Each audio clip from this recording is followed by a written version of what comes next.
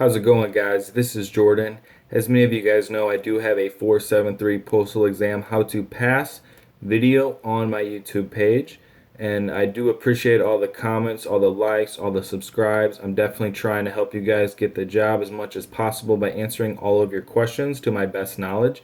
And like I said, I just appreciate all you guys. Without you guys, I want to be making another video of how to pass the interviews for the Postal Service.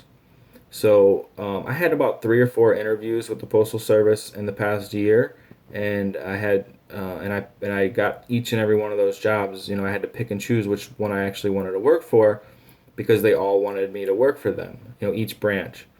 So with that being said, the first thing you do want to do going into the interview is dress to impress. Guys, you want to wear your khakis, your slacks, your dress shoes, your button ups. Make sure your hair's clean, neat, face isn't like grungy looking. Ladies wear blouses, skirts, dresses, whatever in that category. Just dress nice, guys. No sneakers, no tennis shoes, no t-shirts, no hats, nothing like that. I did have some guys wearing suits. I don't know if they got the job or not, but they were wearing suits. So I would definitely just wear a suit if you even want to. Nothing wrong with that. So definitely do that. Definitely be on time. Be early. Be 15 minutes early. The Postal Service is a very timely, fashioned company, so they want you to be on time, every single day. So the interview was very simple, actually. All the interviews I had a couple individual interviews and I had a couple group interviews. The group interviews, you're going to be like in a room with 10 to 30 people. They're going to talk about the good and the bads of the post office to kind of either scare you or make sure you want to stay at the job, things like that. They just want to weed out the people that don't really want the job, that are just there to be there. Then they're gonna throw you in a room with a manager, probably like a postmaster, in a room with the postmaster, and they're gonna interview you one by one based on your test scores. So with that being said, let's just say there's a room of 30 people. They're gonna pull the person in with the 95% first and the person with the 70% last. With that being said, if the 95 percenter say bombs the interview, they just don't like that person, or maybe they're dressed poorly, they're actually going to hire the 70% person first because they like that person and they still pass the exam, so that doesn't really matter. So with that being said, score does matter, but they want to make sure that they like you in the interview first. So they're going to interview each and every person at the interview. And out of the 30 people, say they only like 20 of them. So they're going to put the 20 people into a pile, and then based on that score, the top person with the top score and that 20 people will get the first job, if that makes sense. I hope that does. So the score does matter, and the way you look and the way you answer your questions in the interview also matters. So just keep all that in mind. The first question that I had that was the same at all 3 interviews was how to diffuse an angry customer, what to do. The biggest thing that I would say on this is just not to make something up.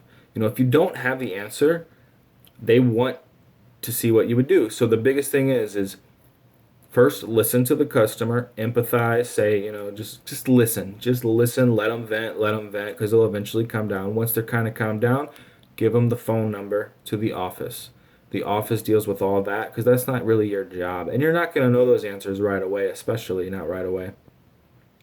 The biggest thing, that's the number one question that all 3 people asked.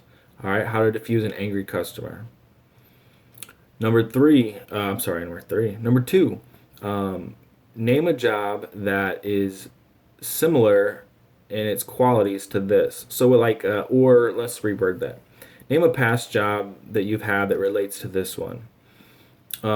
Me personally, I used to throw newspapers for a little while, so I'd go door to door, throwing newspapers out of my car. It's very similar, delivering, papers versus delivering mail. It's very similar.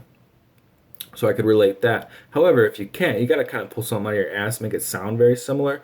So, for instance, say you've done customer service for 4 years, retail even. Let's just say retail. That's fine because a lot of people have done retail at some point in time in their life, right?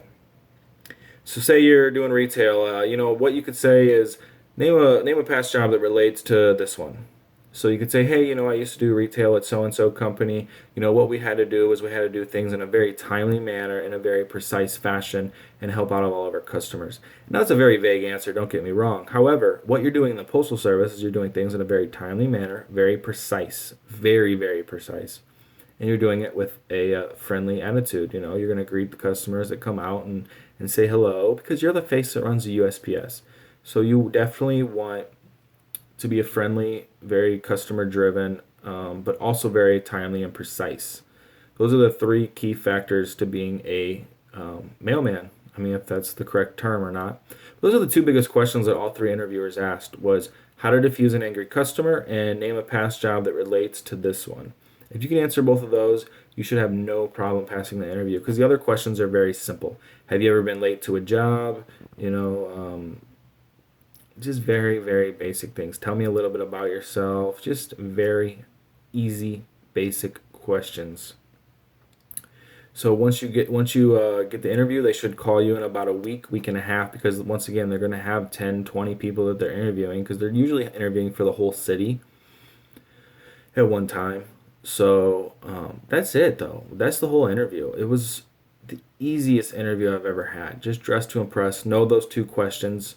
Know how to say something about yourself. If someone asks, "Tell me about yourself," don't just say well, my name is Jordan. I'm from St. Louis. You want to say, "Hey, my name is Jordan. I'm from St. Louis. I've had this job, this job, this job. My hobbies are this, this, this." You know, say something confident. Say something loud and proud. That's it though. That's how to pass the interview. I hope you guys like this video. I hope it helps at least a little bit, at least to some people. I mean, it's a pretty easy interview, guys. You should get the job. If you have any other questions of how to become working for the USPS, definitely give me a comment, like, subscribe, all that good stuff, and I'll do my best to answer for you guys. Thank you so much.